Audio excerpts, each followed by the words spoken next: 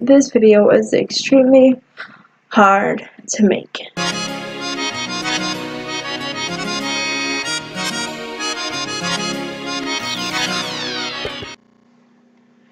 Hey guys, what is up, Jamari Squad? It's Jamari here, and today I'm back with another video. This video is going to be different because today I'm going to be bringing you guys a story time. Now, this story time is going to be pretty hard. I may get emotional because every time I think about this, it makes me sad and I start to cry just remembering this.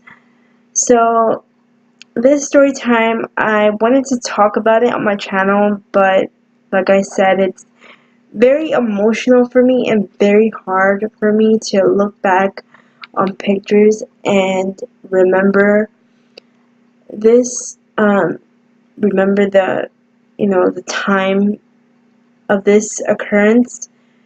So it's really hard for me, so I'm asking for your guys' support because it's taking me a lot to do this video, but at the same time I want to put this video out there for any of my subscribers or anyone who watches my videos that are probably going through this in some way or form, or if you know anyone that is going through this or went through this or anything in the future, you guys have my experience.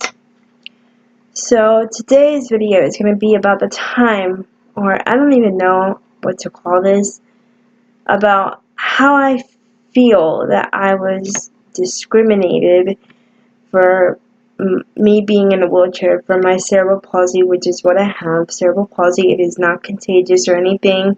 I'm just going to put that out there. It is not contagious. It is not a sickness. It's just something you're born with, and yeah. So anyway, this story time is about the time I felt, or I still to this day feel, that I was discriminated or taken advantage of, one of the two, for being in a wheelchair, and it prevented me from becoming a certified clinical medical assistant, CCMA, at tech school. So, let me start by saying, when I was in junior year, my junior year of high school, I went to high school and there was this program that you would go half a day to school and then high school and then half a day to technical school.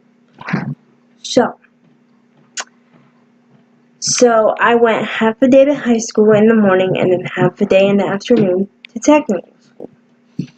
So, when I signed up for technical school for this position to become a certified clinical medical assistant, CCMA, when you sign up, there's people that come out to, because you have to have a certain grade, you have to have A's or B's in your classes and a certain GPA average. You can't have a lot of absences. It's like kind of like a college, but technical. So when I went to become a certified clinical medical assistant, the people from the VOTEC tech school that I was going to came out to the high school where I, learned and went to, and saw me personally, saw my face, saw me and what I look like. And I'm sorry, I talk with my hands, especially when I'm aggravated. They saw me, they saw that I was in a wheelchair, and, everything. So they saw me, asked me questions, yada yada yada, blah blah blah. And they didn't tell me that you would think that somebody would tell you, about the class and what I was expected, or what was expected to be done. So the following year, which is my junior year, I applied. I believe I applied at the end of my sophomore year, so I can go my junior year. So that was at the end of sophomore year. I applied at the end of sophomore year to start my junior year, half a day at regular high school and then half a day at tech school. So I got my acceptance letter. I got in. I was ecstatic because I wanted to become a CCMA. I was ecstatic. I was so happy. So long story short, when I got to tech school, first year, there's 2 years of tech school. You go your junior and senior year. The first year is a lot of book work. A lot, like the beginning of the year. Towards the end of the year, you take in the beginning of the year, you learn like medical terminology, and yeah, I forgot all that stuff. I know some, but I forgot everything. You learn medical terminology, parts of your body, different things, and stuff like that. I really enjoyed it. It was hard, and it was very stressful, but I enjoyed it. It was my dream to become a CCMA. So I enjoyed it. And then towards the end of the year, you take a test to get your CPR license, and they actually give you a CPR license if you pass the test. There's a written test, and there is a physical test where you do it on like a dummy doll, and they test you on that. So there's 2 parts of the test. So when that time came around for the physical test, I passed it on my, I don't really remember if it was my second try. I think it was my second try. No, maybe my first. Either or. You get 2 tries to pass it, and I passed it with a 85 or something like that, because you have to have a certain score to pass. So I passed it, and I was so happy because I had studied for this test, and I was super stressed.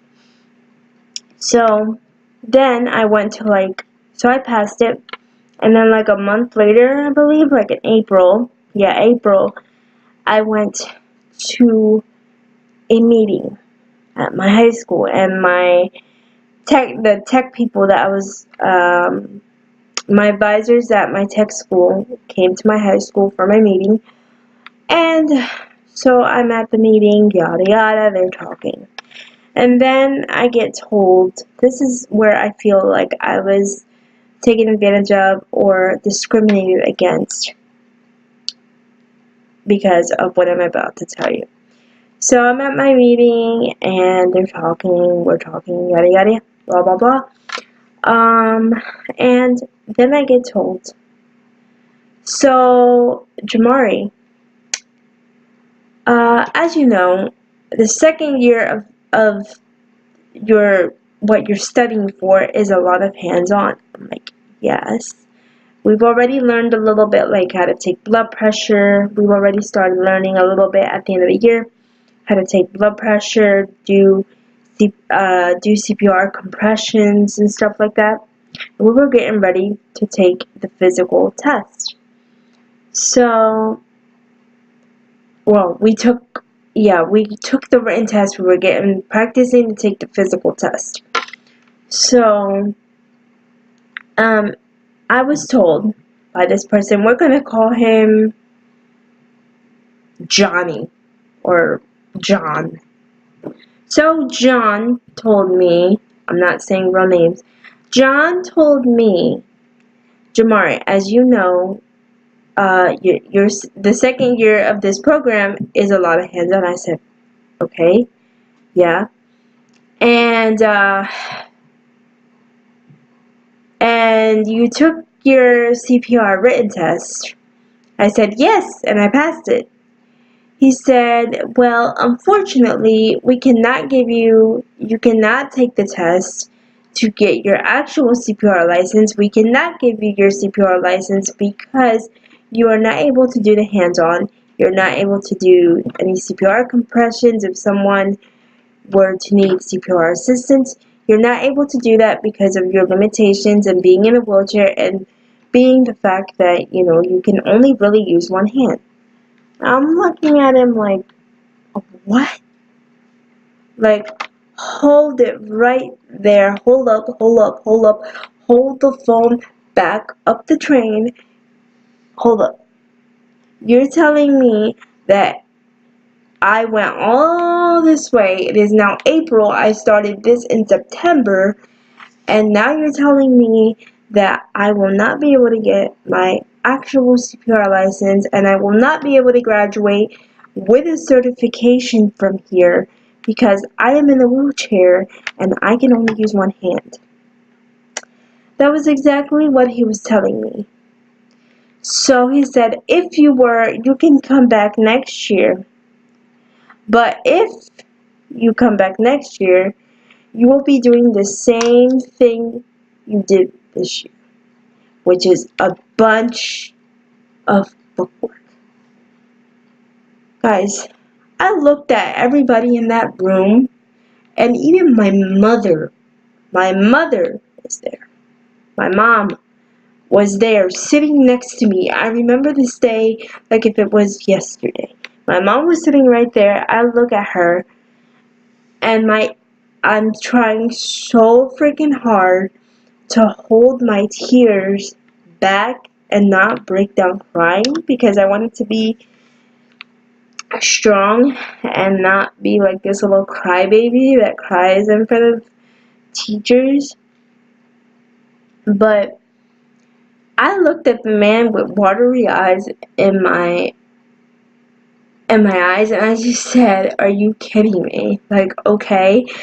Like, so you're telling me, like, I just looked at him in disbelief. I was like, this is my exact face. I remember my face. I was like, I had a knot in my throat. It was a freaking mess. It was a nightmare. And that's why I say I felt like I was discriminated. Because if I was them or whoever came out to my school and I saw the person and I observed the person that was signing up to come into my school for something like this, and I observed them, I would recommend and explain to them why they should not take the class. But they didn't do that to me. They waited until I took the class, and then a month in or 2 months before the school year ended, they tell me I cannot, get my certification in that area or get my actual CPR license. So yes, I do know how to do CPR, but unfortunately, I don't have my CPR license. And I asked the guy, I asked John, I said, well, what if, okay, well, I said, what if, if somebody needed CPR and someone was around, what if I told them what to do? He's like, no, you can't do that because if something happens, you could get sued. So, unfortunately, we cannot give you your CPR license. It doesn't matter if you pass the written test. I'm like, so I studied so freaking hard for no reason for you guys to crush my dreams like that. So, yeah. That's what happened. That's why I feel like I was strongly discriminated or taken advantage of for that reason. Like, guys, if you ever go somewhere, college, whatever it may be, and somebody tells you, oh yeah, go ahead, do this, you can do it, and you would get accepted, and you feel as though they're taking advantage of you, or you feel as though they're just using you for whatever, money, I don't know. Speak up,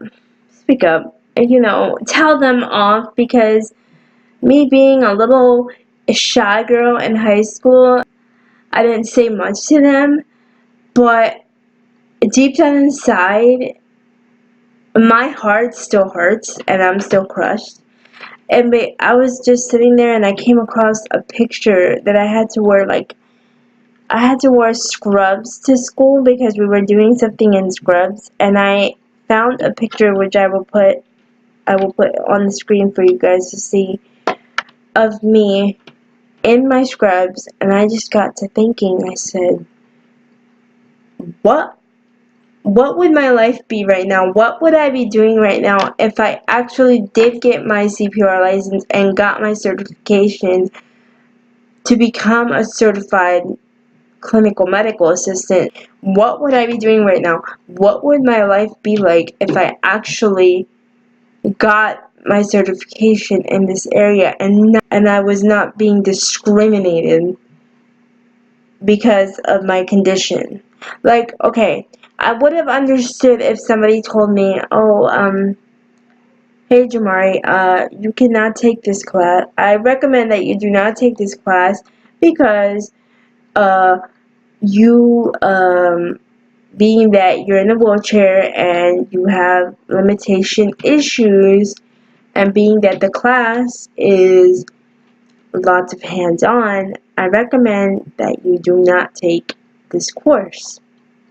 And I forgot to mention, it counted as my high school credits, so with the classes I missed, like I think I missed math and some other classes, I didn't have to worry about that because me being at tech school in the afternoon would replace those classes that I would be missing, and count them still for my credits for when I graduated. So I didn't have to worry about that.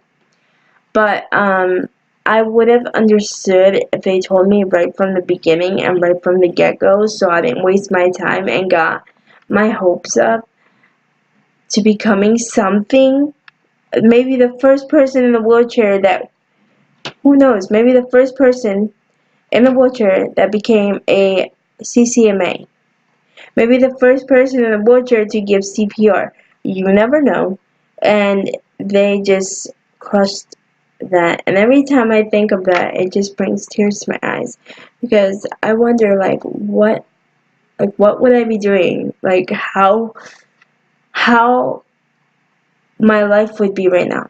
Like, just thinking back and looking at pictures just makes me so emotional, and talking about this was hard. As you guys can see, I got really mad because it's hard to think about that somebody that I was their target, I guess you could say. So anyways, guys, that was my story time of how I got discriminated for being in a wheelchair by a tech school. Yeah, if you know anyone or going through this or in a similar situation, you don't have to be in a wheelchair. You know, or if you are in a similar situation or went through a similar situation or know somebody going through a situation like this, my advice to you is to speak up from the beginning. If you feel some type of way, if you feel like your condition, or they just feel sorry for you, which is kind of like they felt sorry for me, so they let me in the program. And that's not the type of person I am. I do not like to feel sorry. Like, I don't like people that feel sorry for me, because I'm a regular person. The only problem with me is I can't walk, but I can talk, I can be a regular person. I just have my limitations, and that's how I feel like they were with me. They let me in here because they felt sorry for me, and that's not okay. Like, no. So anyways, if you guys, know someone or are going through something like this or something similar, please speak up. Don't be afraid to put your foot down and tell them no. You guys will not know. Like, just say no, whatever you guys are up to, you're not doing it with me. And that, I wish that was something I would have done. But, when you're young, you really don't think about that stuff until you grow older and you start to look back and you're like, why didn't I say something when they told me this? Why didn't I go off when they told me this? So yeah, guys, just don't let people take advantage of you. Don't let people step over you, you know. Yeah. So I hope you guys enjoyed this video. If you guys did, and if you guys want more story times, please let me know in the comments and let me know what you guys think about this video. Thank you for the love and support. I'm thanking you guys in advance because this video was extremely hard to make. It brings back many emotions and just sadness. So yeah. But I wanted to make this video so that you guys were aware that, you know, I go through stuff too, and, you know, to help my subscribers and help anyone who may come across this, or, you know, you can help your friends with this video, your friends, your auntie, whoever. But, yeah, I hope you guys enjoyed this video, and I'll see you guys in my next one. Bye. Love you.